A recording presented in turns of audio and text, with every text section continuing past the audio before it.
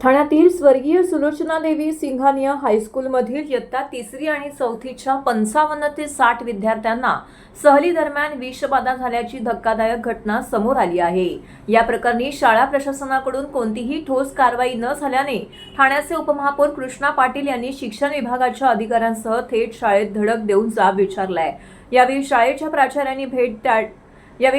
प्राचार्यांनी भेट देणे टाळलं तर व्यवस्थापन समितीने उपमहापौरांची भेट घेतली। यावेळी शाळा प्रशासनावरती संताप व्यक्त करत उपमहापौर कृष्णा पाटील म्हणाले, ज्या व्यक्तीवरती पोक्सो अंतर्गत गंभीर गुन्हा दाखल आहे त्याला शाळेने सहलीचं कंत्राट दिलं आहे। शाळेने पूर्ण तपासणी न करता कंत्राट देणं हे अत्यंत बेजबाबदारपणाचे आहे।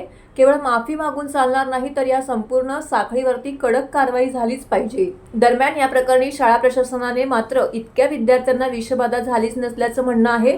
फक्त 2च जणांना पोटदुखीचा त्रास झाला, तो पण सहलीच्या 2 दिवसांनी झाला, असं शाळेच्या व्यवस्थापन समितीच्या मिसेस कबोरा यांचं म्हणणं आहे। मीडियात चुकीची माहिती दिली गेली आहे। मुसो येथील सहली दरम्यान विद्यार्थी, शिक्षक आणि इतर कर्मचाऱ्यांसह एकूण 226 जणांनी तेच एकसारखे अन्नप्राशन केलं होतं।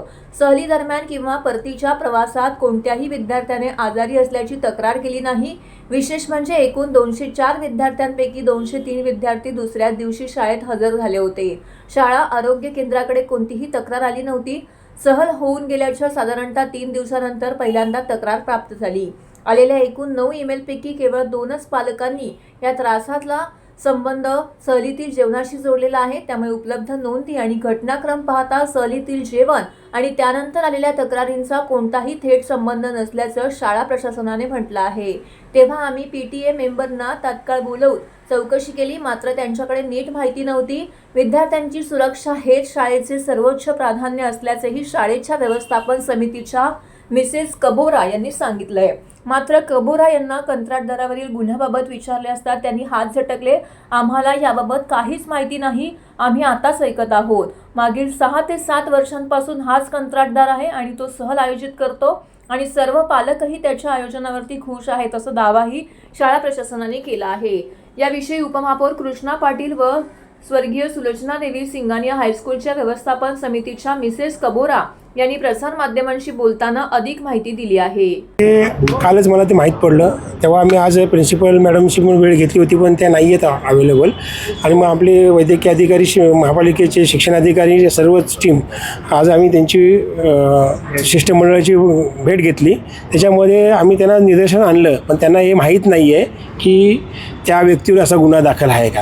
पण ॲक्च्युली शाळे प्रशासनाने ज्या व्यक्तीबरोबर आपण ॲडव्हेंचर म्हणजे पिकनिक करतो, ॲडव्हेंचर ग्रुपवर होतं, ॲडव्हेंचर ग्रुपचा मालक कोण आहे, त्याच्यावर काय आहे, त्याची क्रॉस पोलीस व्हेरिफिकेशन घेणं गरजेचं होतं, पण ते स्कूल व्यवस्थापनाने घेतलेलं नाही आहे। गेल्या 7 वर्षांपासून ते ॲडव्हेंचर पिकनिक करत आहेत। या 1 वर्षा अगोदरच ही घटना घडली आहे। शाळा प्रशासन काही दखल घेत नाही आहे आणि जे काही मुलांना जे फूड पॉयझनिंग झालं होतं, तुम्ही देखील संपर्क केला, पत्रकारांनी पण संपर्क केला, पण काही उत्तर आलेलं नाही। त्यांच्याकडनं सांगायचं की पत्रकारांनी चुकीची बातमी लावली।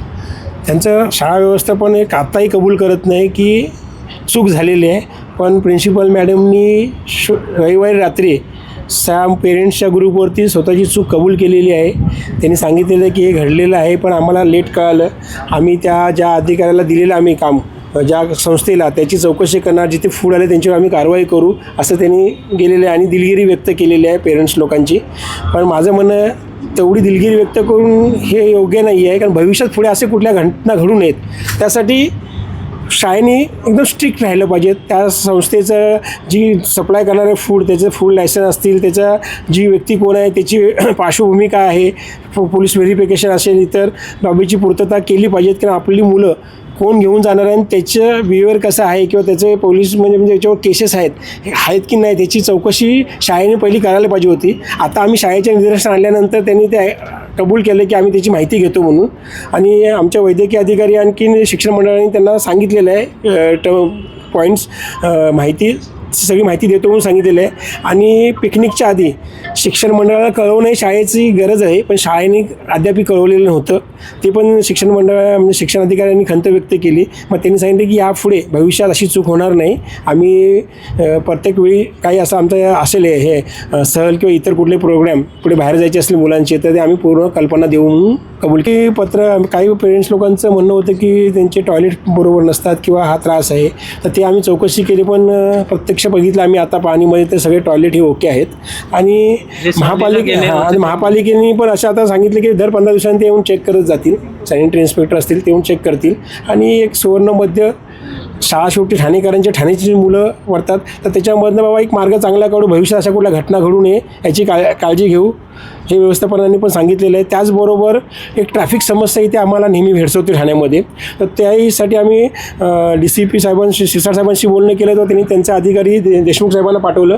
ते देशमुख साहेब पण आले, त्यांनी त्यांची प्रॉब्लेम्स सांगितले आणि शाळेचे प्रॉब्लेम. आता ह्याच्यातून म्हणजे ट्रॅफिक आणि शाळा ह्याच्यातून एक मार्ग काढणार आहेत. जी सकाळची शाळा भरतेच्या वेळी जी ट्रॅफिक असते आणि शाळेत सुटतेच्या वेळी त्याच्यातून ठाणेकरांना तो ते त्रास होतो, तर त्याच्यावरती कायमस्वरूपी तोडगा काढण्याचं शाळेनेही कबूल केलं आहे आणि ट्रॅफिक इंचार्जबरोबर बसून एक त्यातला मार्ग काढण्याचं ठरलेलं आहे. म्हणजे पालकांनी पण बोलले होते की शाळेच्या बाहेरच्या रस्त्यावर काही ड्रग्स पिलर पकडले होते काही, आणि त्यांना तिथून हाकलण्यात आलं. तर शाळेने पण त्यांच्या सिक्युरिटी गार्डनी पण त्या लोकांना तिथून हाकलून दिलं की एवढी आहे. पण मुलांकडे काय असं भेटलं नाही असं शाळेचं म्हणणं आहे. मिसेस कब्रोल है. पहले में मेरे डिप्यूटी मेयर को थैंक करने के doctor mister Bade, Mrs Palande for taking so much of interest in our school. हमारा इच्छा है, ये पेपर में आया, सच नहीं आया, इसलिए दुख है. सच का बात है, दो बच्चे लोग हॉस्पिटल में एडमिट किया. एंड हमारा पिकनिक 2 तारीख था ऑन अ थर्सडे. बच्चे लोग 2 को दोपहर ही खाना खाया. फ्राइडे सब बच्चे लोग आया, खाली 2 बच्चे लोग स्कूल में प्रेजेंट नहीं था. एंड ये सब बच्चे लोग फ्राइडे खा के सब कुछ करके सब एक्टिविटीज़ किया. हम लोग का कुछ मैसेज फ्राइडे ने आया, सैटरडे भी नहीं आया, संडे रात को मेल आया, मेरा बच्चा आज मंडे स्कूल में नहीं आ सकता है, क्यों, फूड पॉइजनिंग है. सो हम लोग अभी 5-7 मेल्स मिला, इसलिए हम तुरंत वो कैसे हो गया. सो इसलिए हम लोग PTA मेंबर को मंडे बुलाया.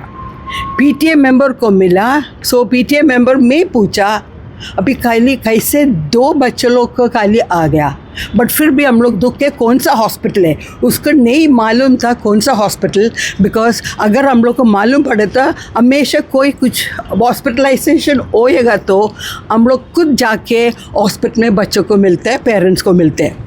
ये हम लोग को बाद में MMR मालूम पड़ा. दूसरा बच्चों का हॉस्पिटल नहीं मालूम था. छुपा के नहीं रखा, हम लोग को नहीं मालूम था कौन सा हॉस्पिटल में.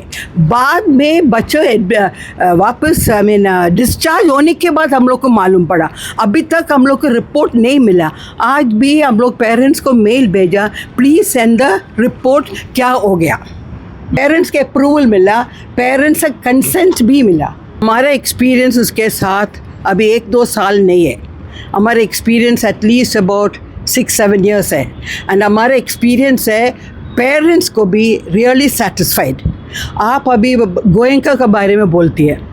एक गोयंका स्कूल फिर 1 साल के बाद एडवेंचर के साथ सब पिकनिक अरेंज करते हम लोग सुना.